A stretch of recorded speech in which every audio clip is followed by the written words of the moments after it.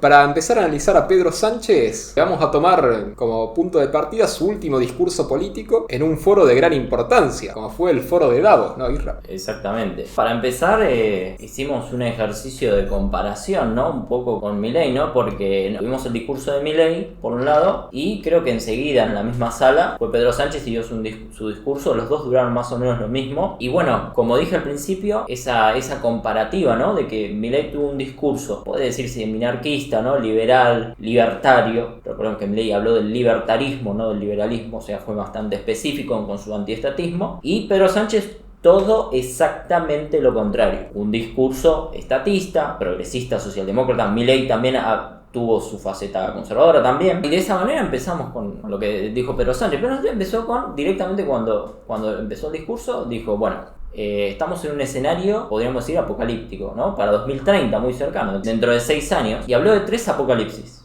Un apocalipsis climático, donde dice que aumenta la temperatura a 1,5 grados, qué pasaría con problemas que vamos a tener climáticos, ¿no? Y la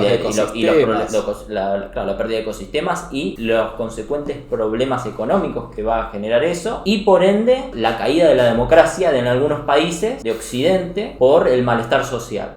Después habló, otro apocalipsis que es mediático, podemos decir, de las fake news. Dice que en el futuro va a haber tantas noticias falsas, la gente no va a saber qué es verdad y qué es mentira, y que la democracia se va a deteriorar porque la gente va a votar a autocracias por la desinformación, y que, habría que controlarlo, ¿no? Y un tercer apocalipsis que es tecnológico, de inteligencias artificiales. La gente está preocupada por el problema de la inteligencia artificial porque piensan que les van a quitar puestos de trabajo. Claro, más que nada eso, ¿no? La pérdida de puestos de trabajo, destrucción de empleo, que la gente ya no va a ser necesaria. Pero es frente a esas 3 apocalipsis que plantea Sánchez, la solución que plantea es que sea el Estado el que dirija esos procesos y el que los regule.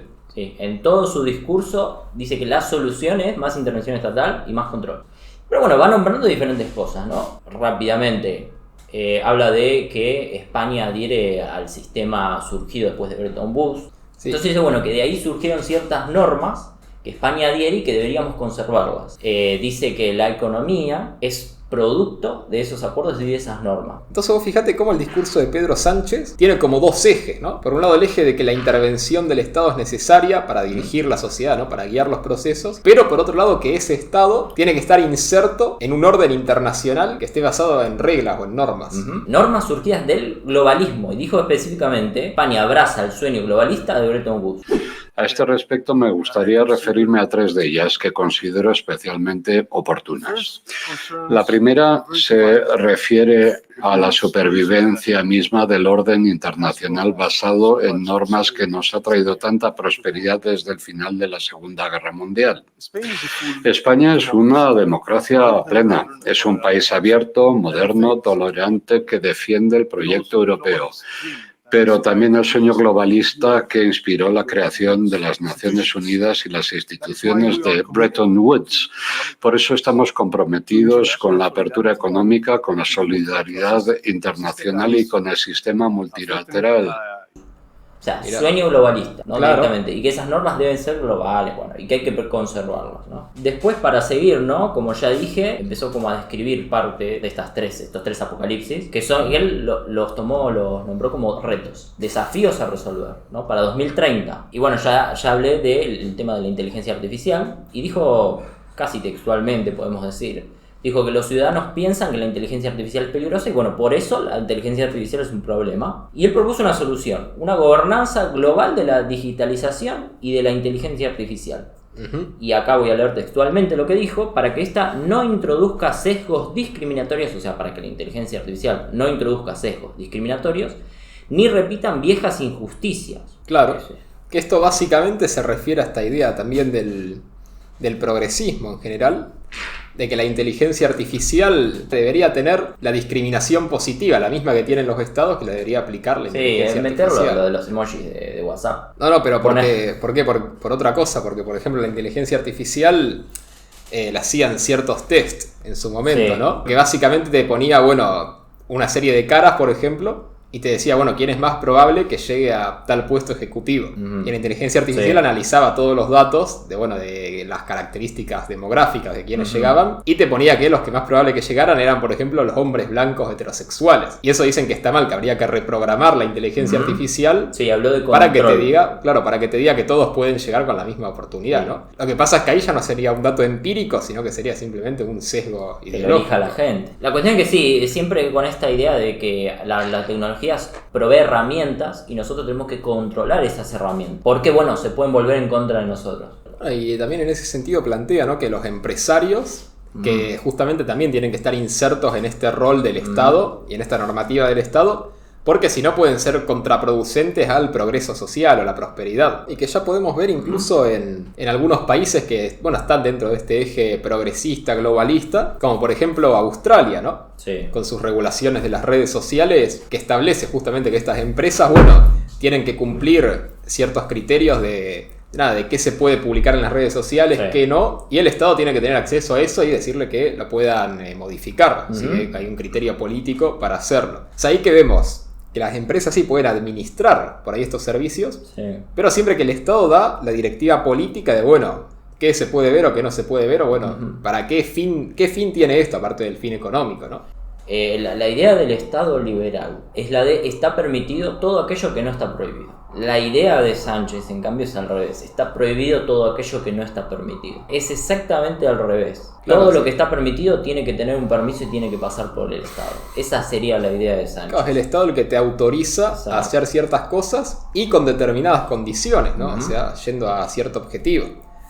Y en este sentido Sánchez, bueno, se pone a sí mismo como posible líder o como vanguardia de este movimiento a nivel global, ¿no? Tal vez que se está adelantando para intentar después ir a presidente de la Comisión de la Unión Europea. Justamente cuando habló de España, bueno, habló que su primer gobierno que fue un éxito absoluto, ¿no? Según él, que dijo, bueno, acá están, aumento del salario mínimo en un 54%, reducción del desempleo, ¿no? Del empleo temporal, de la desigualdad, de la pobreza. Dice que se crearon más de 2 millones de puestos de trabajo, que el crecimiento económico fue encima del promedio de la Unión Europea, lo que decía, bueno, que se adelantaron ahí. Bueno, que bajó la inflación, una rápida reducción de la inflación, ¿no? Que se fortaleció el estado de bienestar, que se avanzó en la igualdad de género y que esto contribuyó al crecimiento económico, ¿no? Sí, lo mismo, ¿no? Soy zurdo, pero lo mío es sostenible. La redistribución es el camino al crecimiento y el camino a la prosperidad. Exacto. Y es que acá creo que está el eje de toda la ideología de Sánchez, y es que justamente te dice que estos avances progresistas, ¿no? De culturas, sociales, que son los que te permiten el crecimiento económico. Y que incluso también más adelante dice que los modelos de negocio de las empresas colapsarían si no estuviera el Estado para sostener a la clase media y a cierto sistema de valores, ¿no? De la sociedad. Porque hay un cambio, esto no es el discurso de siempre, porque la socialdemocracia post caída del muro de Berlín, que adhería a ciertos postulados de la economía de mercado, de regular la economía, siempre con el énfasis de la economía mixta y que la redistribución era contraria a el libre mercado. Bueno, acá ya lo que se está demostrando es que es la premisa necesaria la intervención para, si no, no hay crecimiento económico. Es un poco volver a un poco lo que era el socialismo de antes, donde vos crecías porque el Estado lo hacía, entonces la intervención era necesaria para industrializar, agregar valor y ser ricos. Tal vez con ciertas renovaciones de que bueno, capaz que no hay que regular tanto los precios, sino intervenir de otra manera, ¿no? Capaz que... O sea, yo lo llamaría tal vez un socialismo renovado, ¿no? Un socialismo con características chinas, le dicen en China. Bueno, claro. Socialismo con características chinas. Claro, que ahora vamos a ir viendo más adelante hasta qué punto esta socialdemocracia globalista, si no se empieza a parecer un poco al totalitarismo chino también, que creo que es uno de los puntos centrales. Y después, bueno, también una otra parte importante, dice, bueno, que hay un crecimiento de los regímenes autocráticos, así dijo, en Occidente, que eso es problema de la no resolución de la crisis del 2008 y de la del 2012, y que bueno, que hay problemas económicos y por eso la gente entonces desesperada vota a regímenes autocráticos. Claro, sí, que hay un estancamiento y dice que en realidad la salida no es votar al el régimen autocrático, ¿no? A las derechas, como dice él, sino votar la intervención mayor del Estado, ¿no? Yo creo que más que nada lo fundamental ve Estados Unidos que va a ganar Trump. Seguramente, sí. Ve Francia que puede ganar Le Pen, ¿no? Ve Alemania que está subiendo la AfD, la Alternativa por Alemania, ¿no? Que es el partido más de derecha que hay hoy en día en Alemania.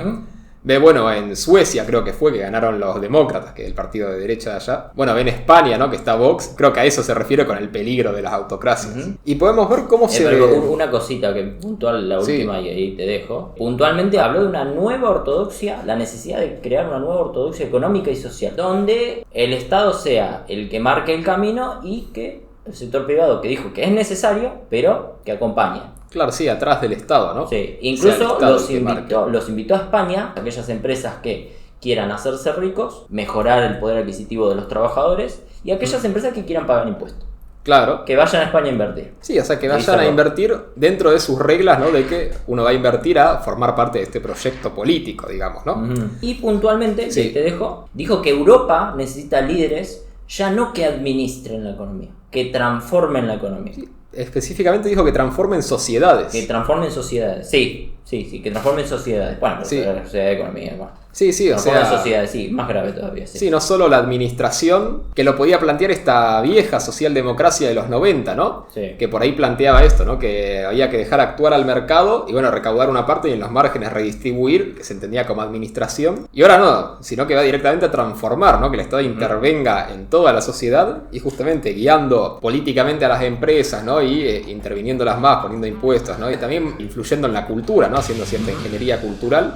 Bueno, con todo eso que transforme la sociedad y que sea el Estado justamente, como decís vos, el que marque el camino de a dónde tiene que ir la sociedad, ¿no?